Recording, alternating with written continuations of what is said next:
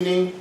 Today is the 14th of January, and here in Vancouver, we are breathlessly awaiting the effects of the incoming Trump administration. And what we are witnessing right now is completely unprecedented in all my understanding of politics and in the world today. It's completely unprecedented. And you are sitting here watching something totally miraculous, perhaps. And in a sense, you are also participating in this. And this is not a local matter, this is a global matter. What you're seeing is a process that's happening globally. It's not in one particular place where this is happening. There's a shift taking place on a global scale. And it's something that is somewhat invisible, but it's it has been somewhat invisible and has been percolating for some time, but is now starting to manifest itself in many different ways, to the total amazement, to my total amazement, but also to the total amazement of my enemies. So, I'll start off so what I'm going to try to do tonight is I want to look at some of the dimensions of this, and in terms of what you can see, as well as perhaps things that are inherent but are not obvious, and hopefully will become more visible in the future. So I'll start with my bête noire for the last 40 years, the British. Now you all know that the claim for insanity by the media of LaRouche, being a conspiratorial character, is our emphasis on the British. We've been emphasizing the British since the late 70s. Almost, since 77 actually, 77, 78 is when we started to shift from the Rockefellers to the British. We started to see that Rockefellers were really small fish compared to the British. And we started putting out our first documents on how this whole thing worked.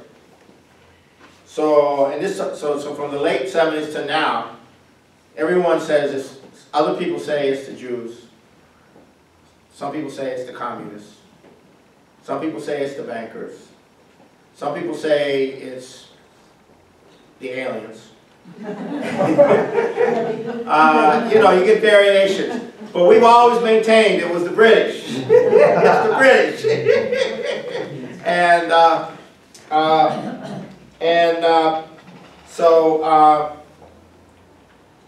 So now something's happening, and I'm kind of abused in a way that I'm not.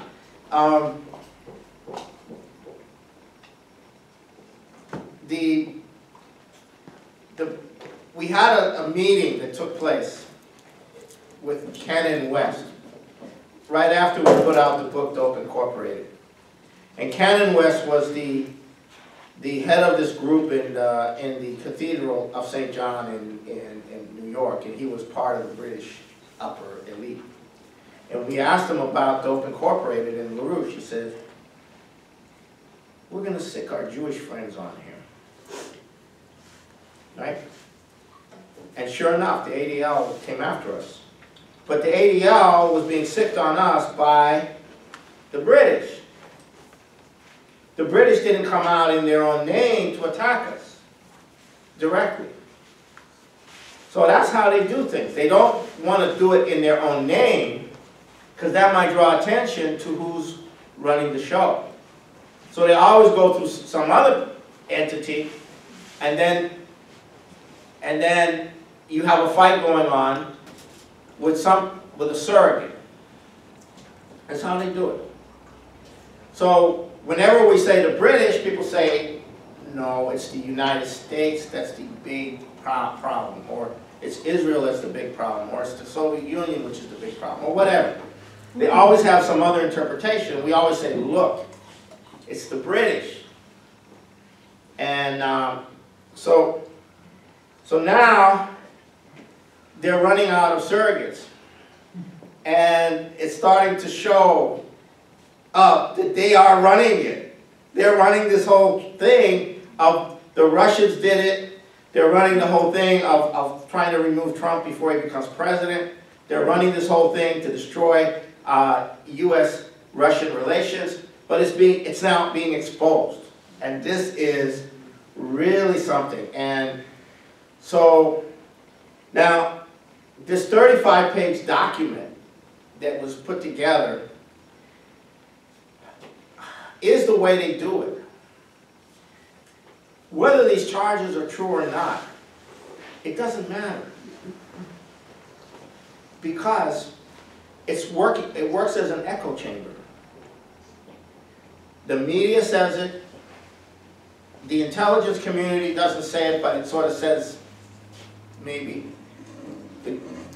And it just acts as an echo chamber. Then all the groups pick it up, and it sort of echoes, and it keeps echoing and echoing and echoing. It's called the echo chamber. And this was discussed by this guy who worked for Obama, Ben Rhodes.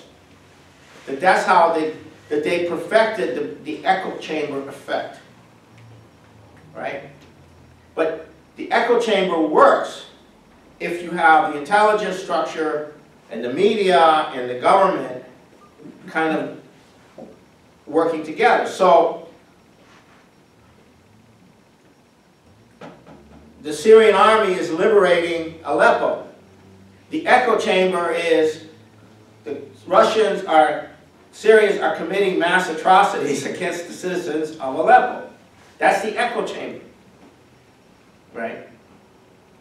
The echo chamber is that Russia invaded Crimea. Russia invaded Crimea. Russia invaded Crimea. Russia did not invade Crimea. Yes, they did. And that echo is echoing. And you have these people who like Hillary Clinton and Obama, they say Russia invaded Crimea, but that's the echo chamber. It doesn't matter whether it's true or false. It's this echo chamber that keeps resonating, and they have it all worked out. So there's this thing, and they have it controlled to do that. Okay. But in 2005, and I said this before, in 2006, you had alternative sources emerging. RT, other nations, I'm not going to go into all that, and then the blogs. Al Jazeera was first. Al Jazeera was the first. Yes. And then you started to get these alternative things that people could go to. But this echo chamber is pretty strong. Okay? And that's what they're throwing at Trump right now, is this echo chamber of lies, of accusations. Whether they're true or not is actually irrelevant. It's the echo which you have. So now we find out that this guy, Christopher Steele, a former MI6 agent who spent 20 years inside Russia, okay, who was being paid by the FBI for using his sources in British intelligence to provide intelligence to the FBI on various different things, including the FIFA business, had been contracted by the Republican opponents of Trump, and then the Democratic opponents of Trump. And then somehow this got filtered into the intelligence community through the British embassy.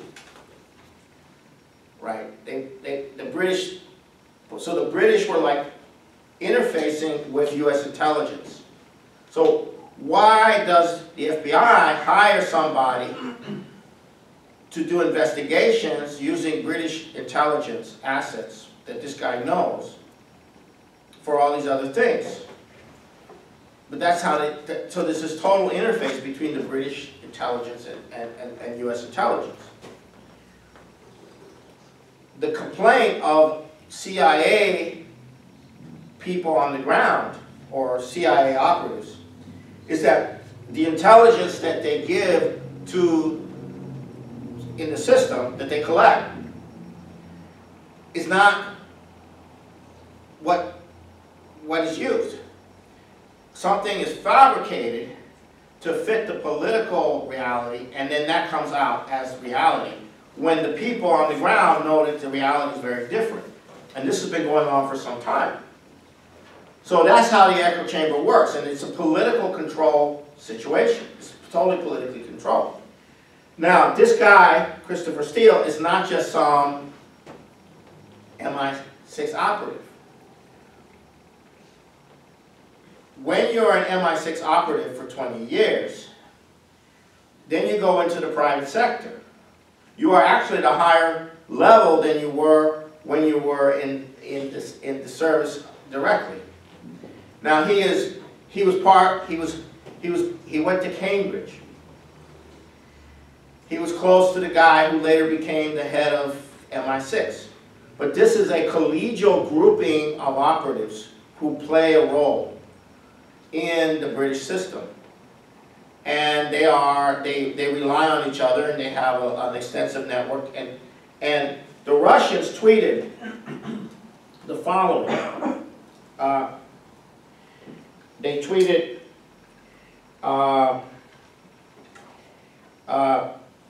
Christopher Steele story. This is the Russian embassy in London. Christopher Steele story. MI6 officers are never X. Briefing both ways against Russia and U.S. president. Now, they're implying that British use their information in Russia to connect with U.S. and use their information they gather in the U.S. to operate within Russia. So they're playing this game. This is what they do. They play this game, right? And so a lot of stuff can get screwy as a result.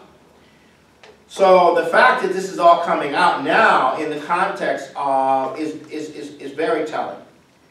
And you start to see that Obama is indeed an asset of British intelligence, that the whole Obama operation was part of the echo chamber the British had created for their policies, which at this moment is to wreck the Eurasian land bridge, is to wreck the emergence of nations, industrial development of nations, and so forth. But the fact that this is coming out is incredible. Now, the British media and the British establishment right now have been going nuts for weeks. And they are like totally calling upon people in the U.S. to overthrow Trump, saying this man is not qualified, he's mentally unstable, he's conflict of interest, he's a puppet of Putin. It's just endless. It's endless. Everything. He watched these women urinate on the bed of what's their names, and so on and so forth. And but this is like just being whipped up. But they're doing things which are really destructive. One, Obama has been issuing executive orders in his last days, like the last days of Pompeii or something. He's issuing executive orders. One of them is very serious. It's an order that allows or sets it up so that the National Security Agency can share all its raw data with all the other intelligence agencies without it being checked. So that means all the stuff that the National Security Agency is not allowed to share their raw data with other intelligence agencies unless it's verified. That was changed. Obama has issued an executive order extending the sanctions on Russia from the United States to 2018. And they are not due until March. Yeah, exactly. So it's another year past March. Troops are being massively deployed to the Baltic countries right now. Okay? I mean, he's deploying troops to the Baltic countries. What's he trying to do? And but at the same time, and then the more recent situation is that there was communication between the Russian ambassador in the United States and the National Security Advisor appointee, General Flynn, on setting up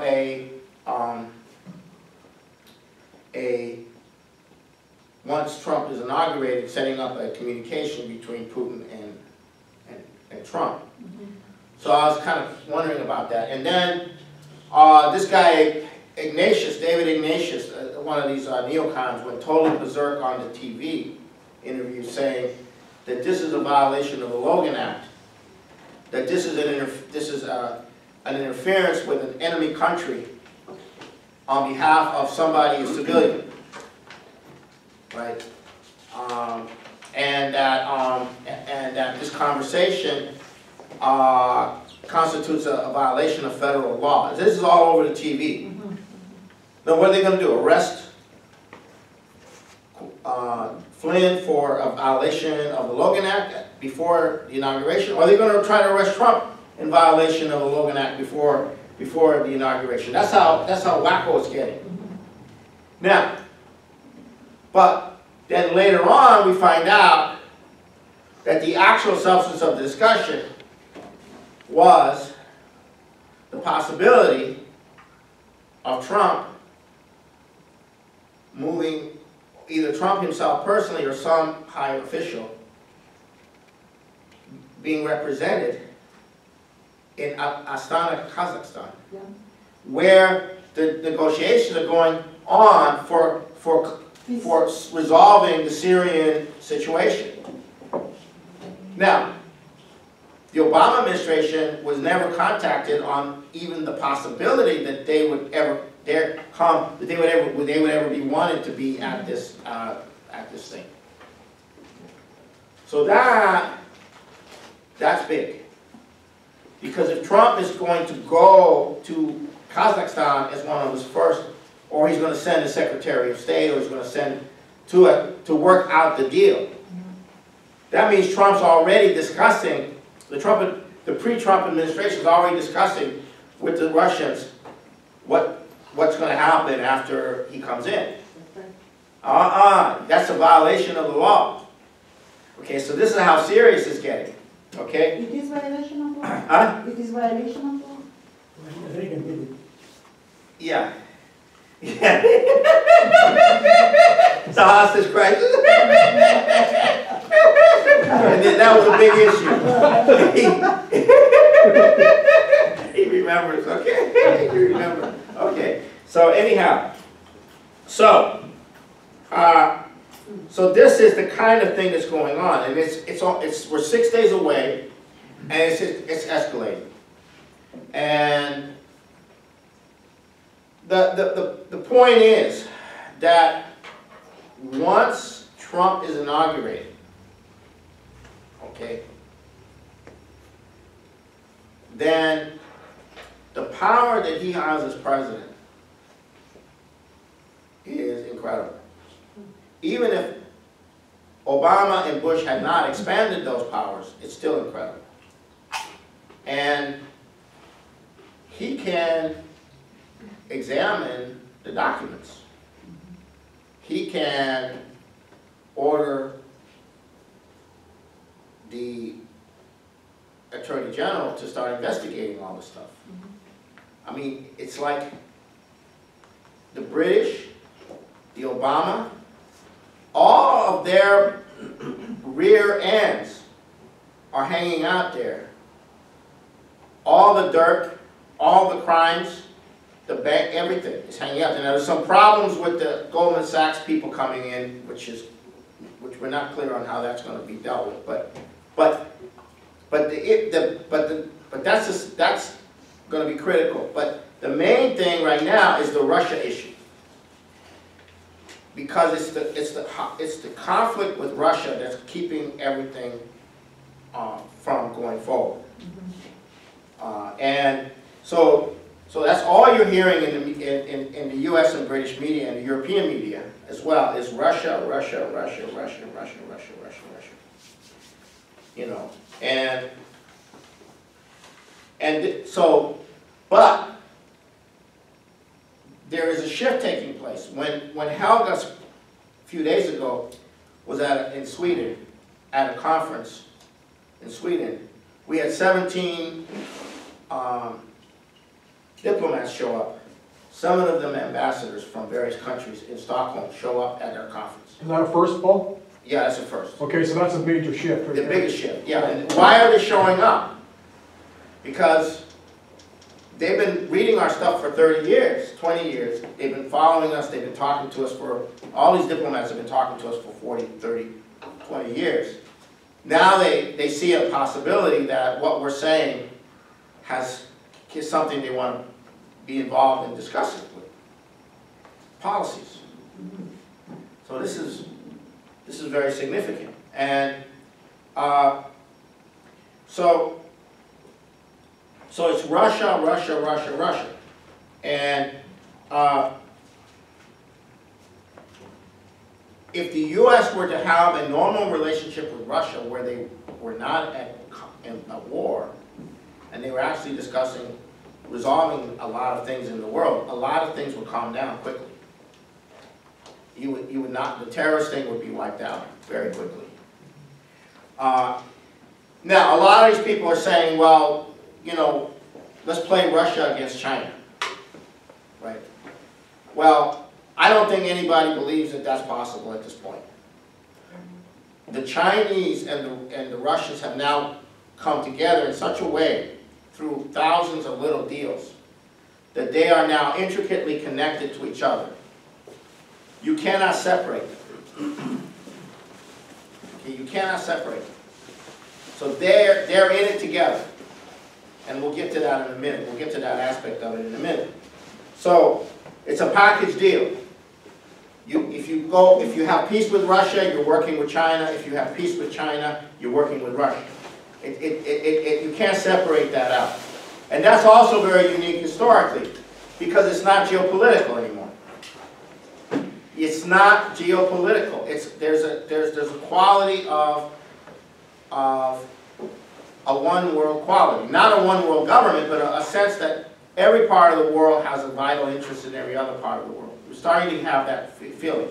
And through the internet and through the ability for people to find out what's going on in other countries on their own, through the internet, through a lot of different Facebook operations where people are talking to people in other countries, you know, and although Google doesn't do a very good job of translating these things, but still, what you're beginning to develop is a consciousness among the more cognitive people on the planet that it's not one country versus another anymore. It doesn't mean we have a one world government or we have a one world, but there's a sense of there's this quality. I sense this quality emerging in where you have Obama claiming that 37% of all Republicans consider Putin to be the better leader than we have any leaders we have in the United States. So how does that happen? That 37% of the so-called Republican voters, according to Obama, are supporters of Vladimir Putin, our enemy. How is that possible? That's a failure to control the communication system. That's a failure. Okay, so there's a crisis here, but there is something new coming in. There is a sense that humanity is a one, not, and there are nations, yes, and there are cultures, and there are different things, but there's this quality of a unitary humanity, and to the extent that the Chinese and other nations go into space, and to the extent that the Eurasian land bridge and the One Belt, One Road expands, and you get people in different countries, saying we want to be on board. This is great. We're going to develop our country this way. you essentially create an attitude of solidarity between nations that has never existed in history. This has never existed, and I've never heard of it ever happening. You know, usually the way political entities work is you control the people by projecting onto your neighbor as the enemy image. That's how it usually has worked in the past, to some degree, one degree or another, because it's convenient. You have an ignorant population. You need an enemy figure. You know, it's a no-brainer, right? To control people, right? But that's completely broken down. How much vitriolic propaganda has been leveled against Russia, and it ain't working. That's never happened before that I'm aware of. I mean, the propaganda against Germany going into World War I was enormous. The propaganda against the Soviet Union was enormous. The propaganda against Mexico, leading into the Mexican-American War, was ubiquitous. The propaganda against Spain, leading to the wars there. The propaganda against the domino theory of communism was enormous that led to Vietnam. The same apparatus is going bananas on Russia, and it ain't clicking for the first time in history. And you have a presidential candidate who got up and in the middle of all this propaganda said, no, I think Putin is a good leader for the Russian people, and I'm going to be a good leader for the American people.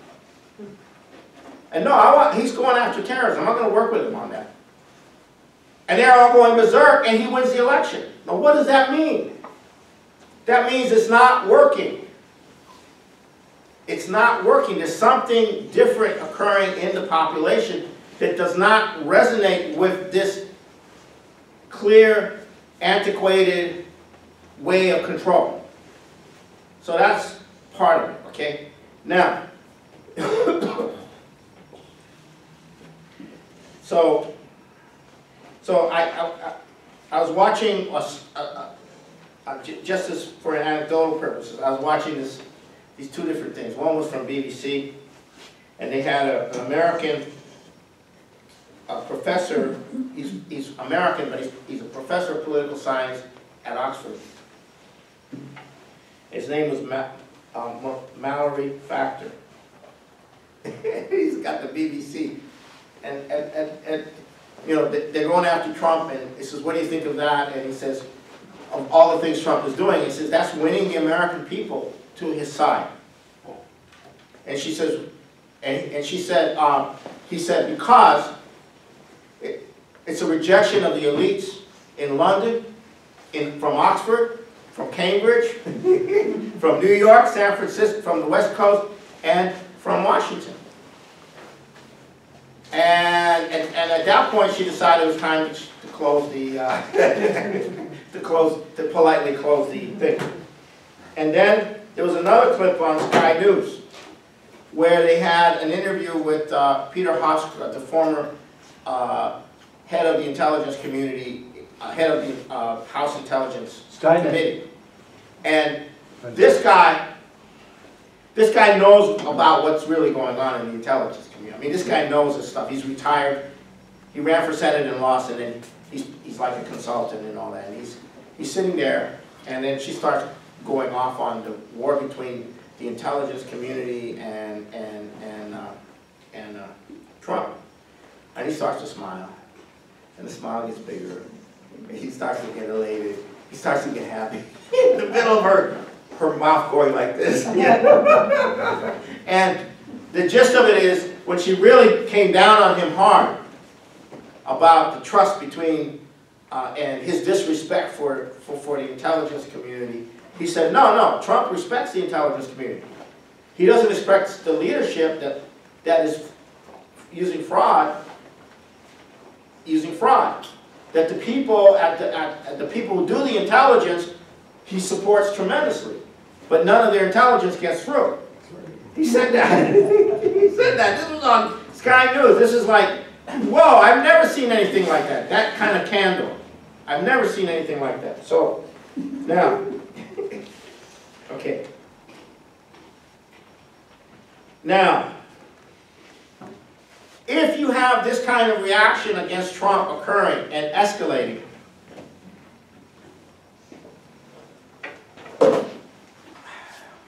what are they afraid of?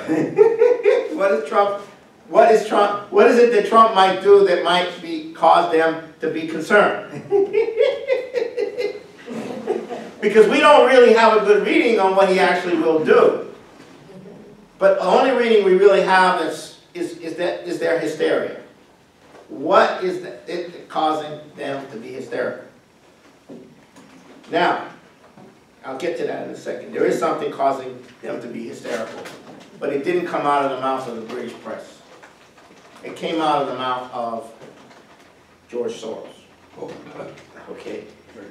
And he has every reason to be hysterical. Now, I mean, you even have Hollywood figures calling for a military coup.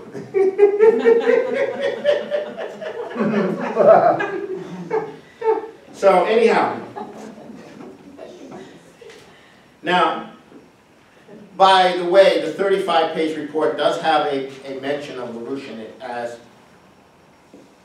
saying Trump, Jill Stein, LaRouche, and General Flynn are being seen as potential assets of Russia. That's what's in the report. So we are not excluded in this. You should be proud. That's a badge of honor. Yeah, anyhow. So now we come to the actual meat of the situation. Okay, the deeper aspect.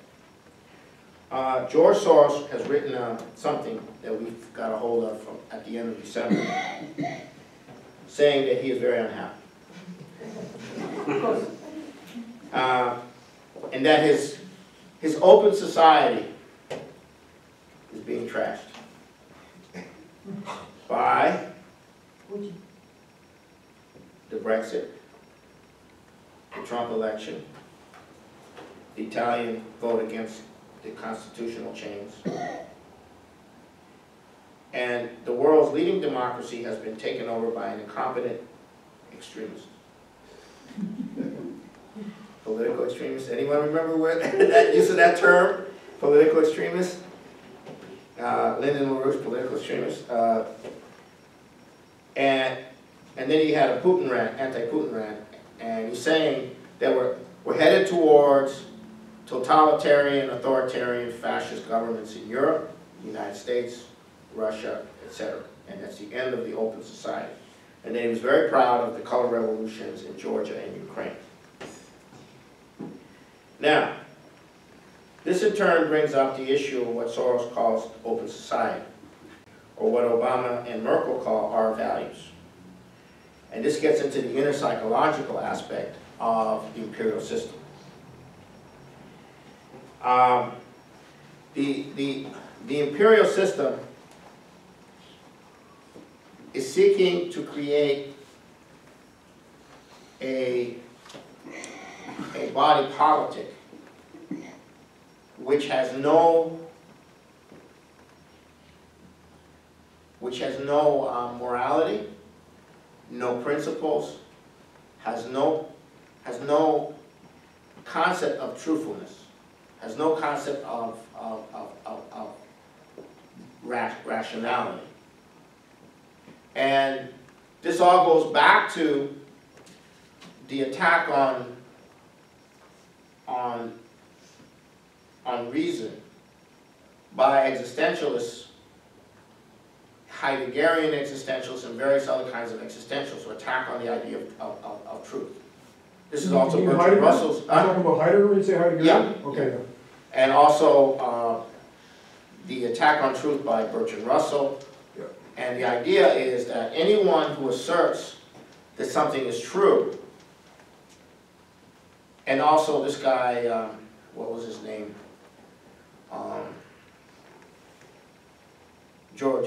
what was his name?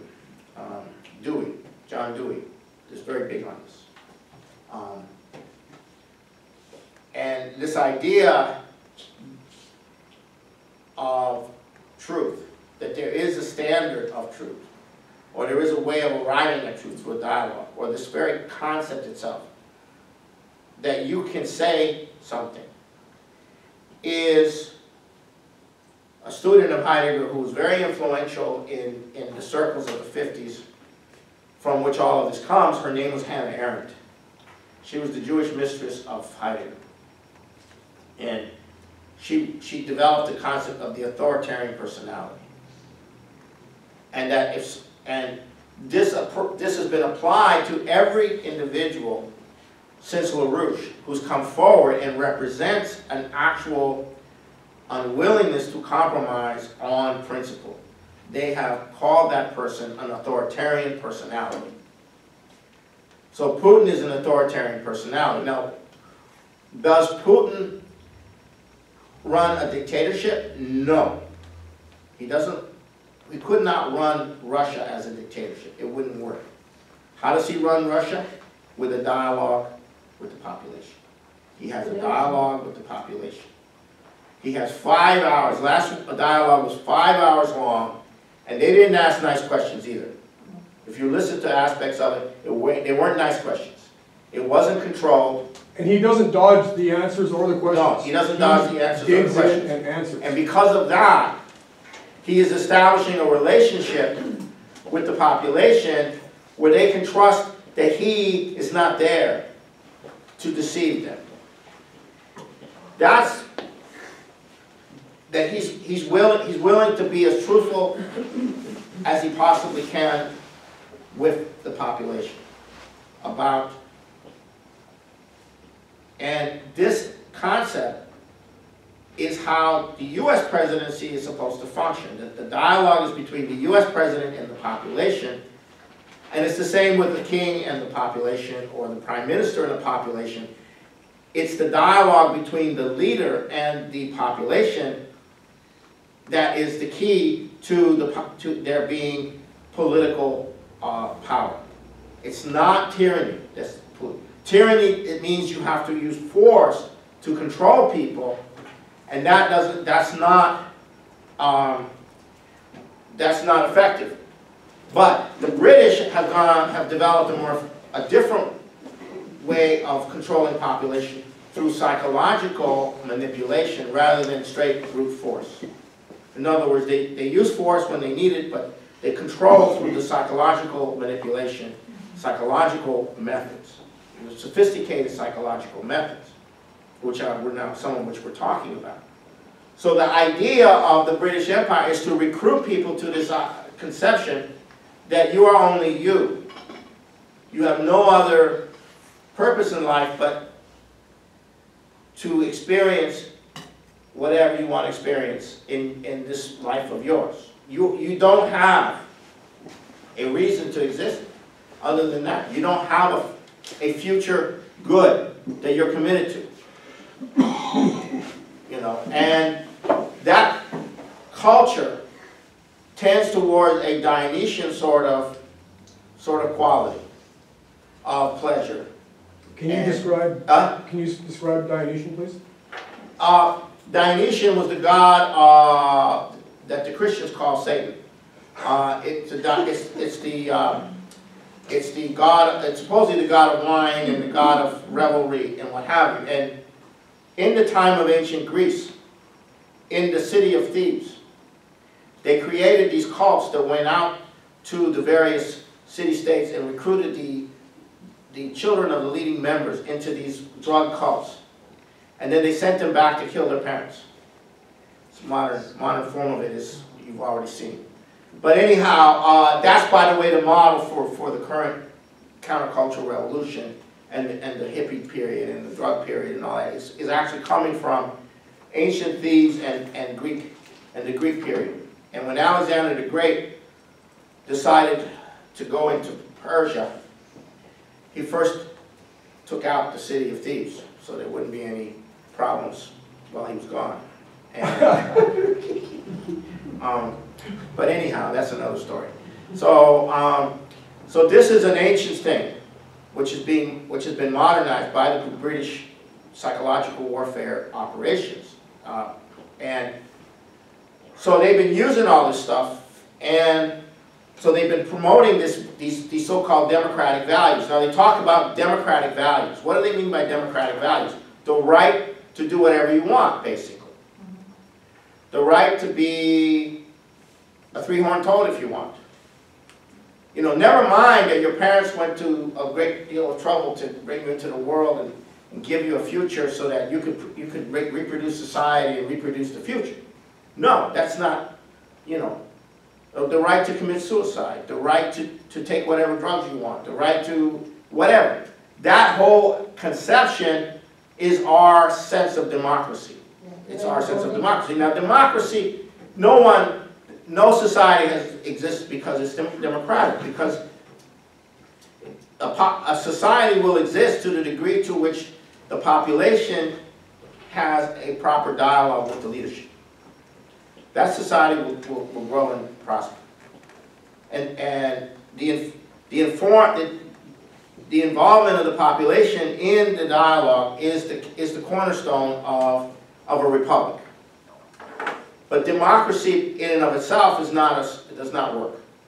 In and of itself, it does not work. Whatever people feel like at the moment is not the basis for government. You know, and the mob rule is not the basis for government. So if I say that to you, I'm a totalitarian by definition, according to the values of our sorrows, according to the values of this. So, now not coincidentally, the arch opponent and organizer of assault, political assaults on LaRouche, and responsible for much of the, if not most of the echo chamber of slanders, which have been used over decades. A man by the name of Dennis King has written a continually expanding article of 50 pages entitled "Birds of a Feather," and it's a comparison of Lyndon LaRouche with Donald Trump and Putin. And what he's basically saying is that these authoritarian personalities are emerging, and that we thought that by destroying LaRouche in the 80s, that we were essentially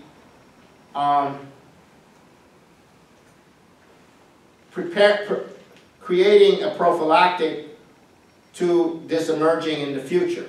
But unfortunately, it has now emerged. So he's looking at the LaRouche phenomenon of the 80s, where the government shut us down, and the effect we were having on the population.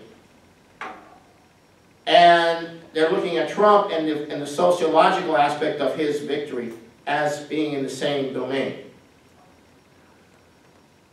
And so what he's coming up with is this idea of an authoritarian personality.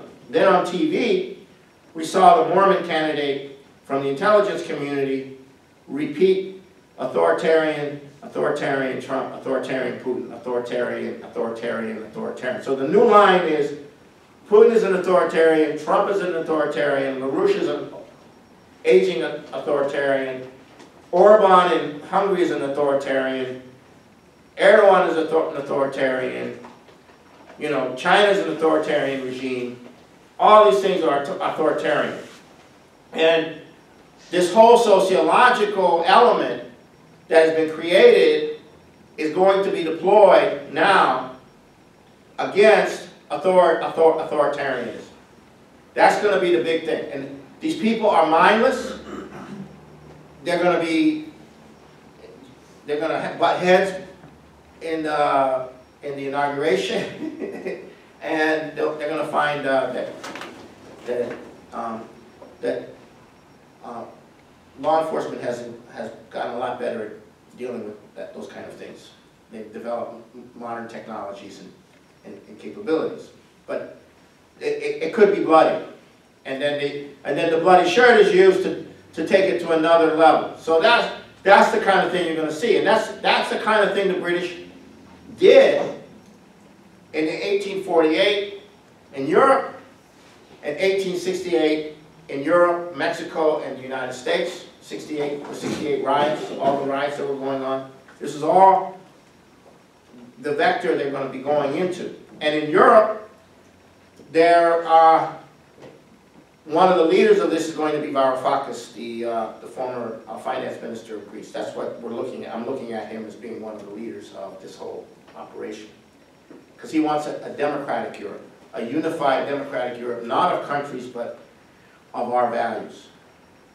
So that's what, and then he's also been credited by some people that we trust, I trust in the Russian media, as being the one organizing the leftist revolt against Putin. So this is where I'm looking at this thing going. But there's a problem with all that. We have a new paradigm coming in. It's not an authoritarian paradigm. It's a paradigm of optimism of the future and a paradigm of development. It's a paradigm of people impoverished looking to a future that they know should exist, but they haven't had it. And that's starting to infect every area of the world.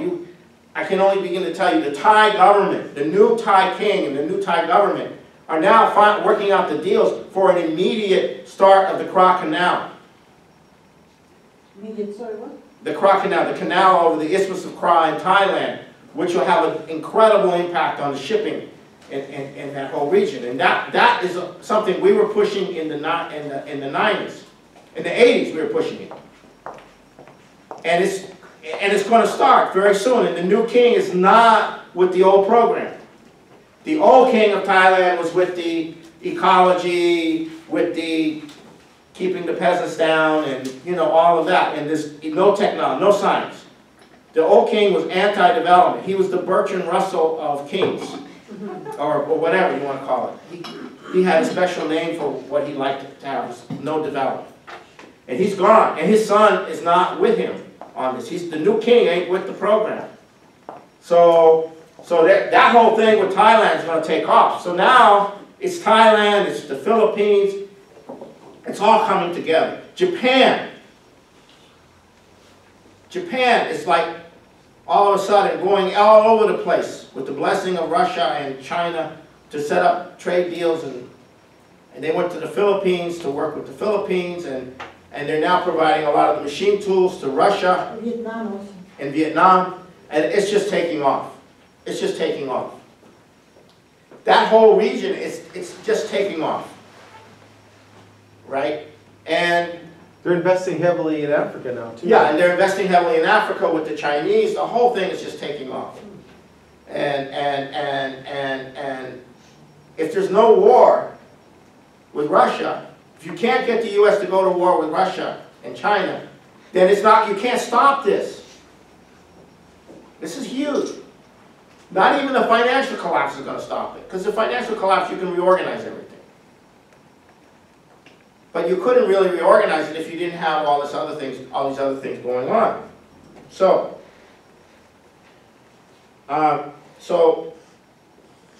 now, to understand this principle of the truth, it's very important. The concept of the good. If you bring up the word good to most of these people, they think you're a fascist. If you say that something is good and we need to work to do the good, they look at you like you're a fascist. What right have you to say that you know what the good is? That's what you're dealing with out there. Whatever it is, it's got that quality to it. It's a hateful thing. It's satanic, spiritually, and it's destructive. And that's what you're going to be dealing with now, that the British are losing everything. The British system is going down fast. And you're going to see this thing being unleashed. But it's not like it's being unleashed in an effective way, because you have very different forces at work now. Now, Confucian Chinese culture, which is being revived in China, is based on a concept of all under heaven belongs to man. That's not the concept of George Soros. That doesn't work. Confucianism has a concept of what humanity is, and has a moral sense of the good. And when a ruler no longer represents that relationship between heaven and earth, then they lost the mandate of heaven. If you lose the mandate of heaven, the Chinese people will eventually overthrow you. That's the history of China. If you become so corrupt that you lose the mandate of heaven, you're going to be overthrown. So, but that's being revived by the leadership of China. Confucianism. And it's all based on harmony. How do you deal with other nations? Harmony. How do you deal with your family? Harmony. How do you deal with society? Harmony. You promote harmony. What is harmony? It's not toleration. It's you try to be harmonious. Actually, that's Putin concept as well.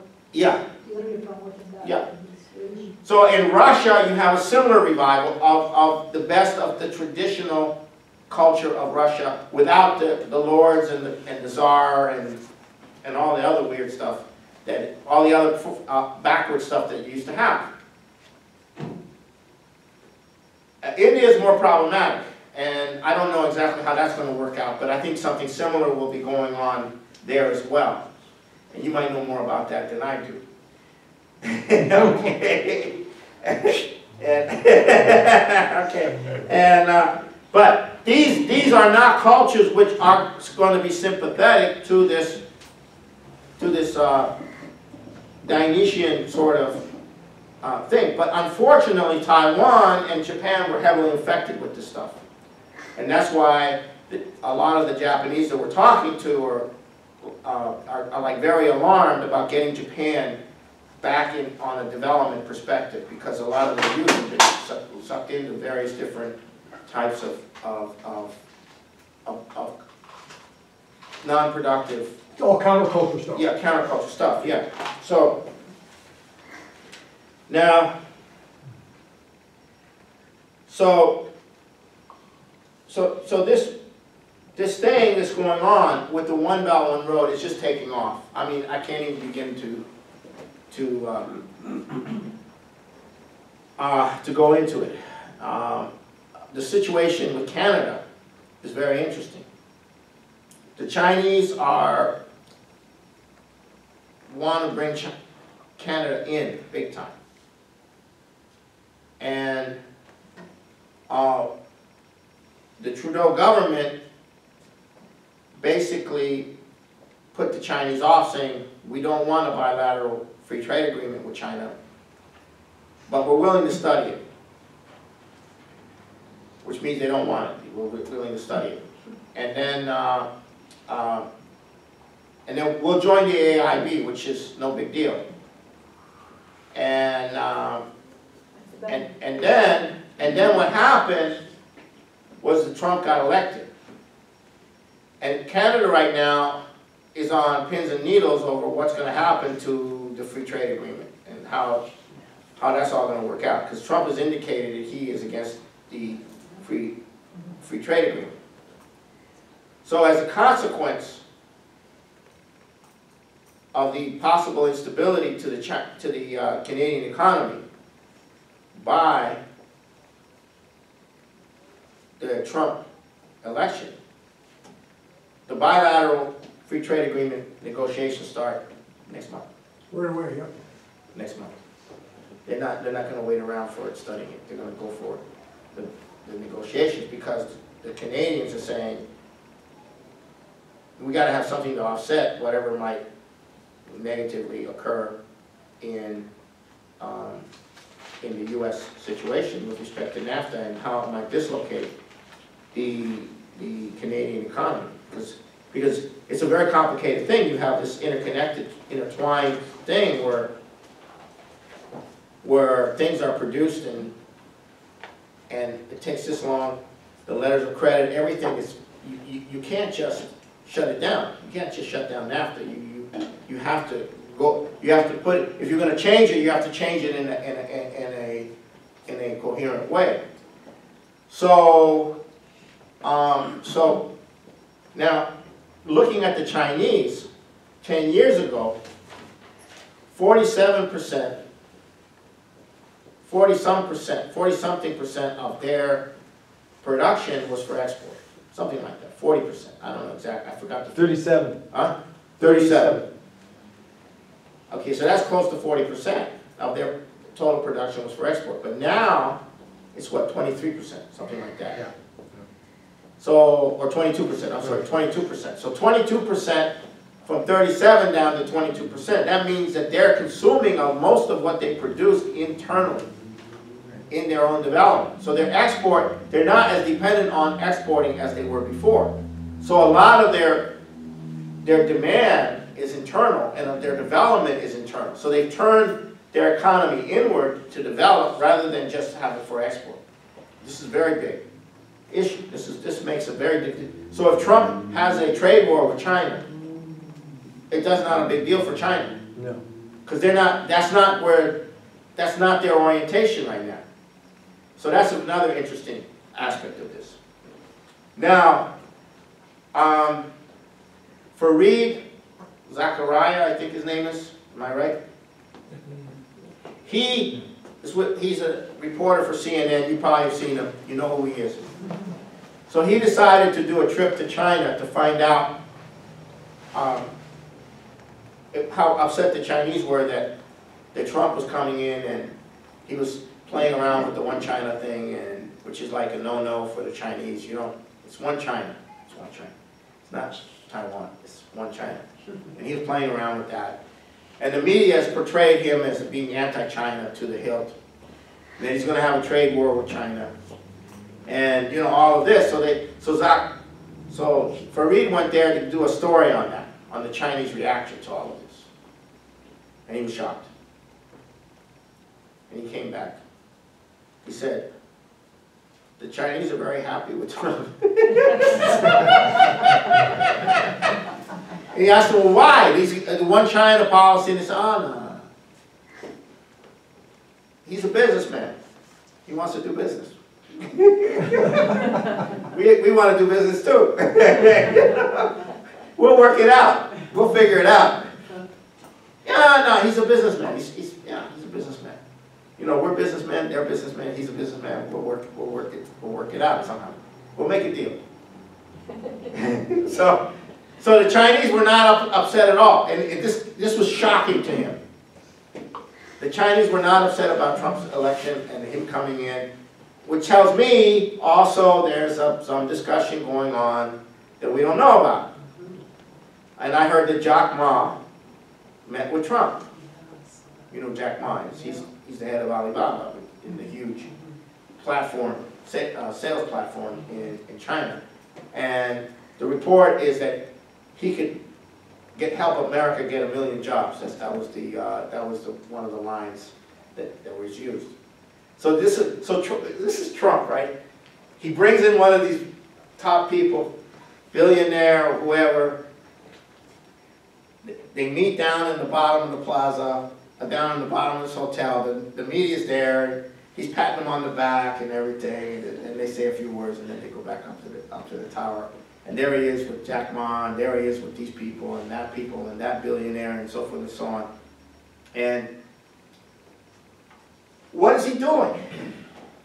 He's lining people up for what he's going to be doing after he gets inaugurated. He's making deals. He's lining people up. You know, this is totally freaking people out, right? So now, so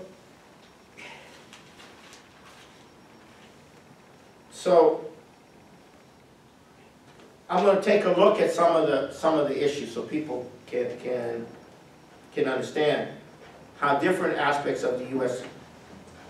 military, intelligence community, different aspects of the population relate to this electoral victory by Trump. Now,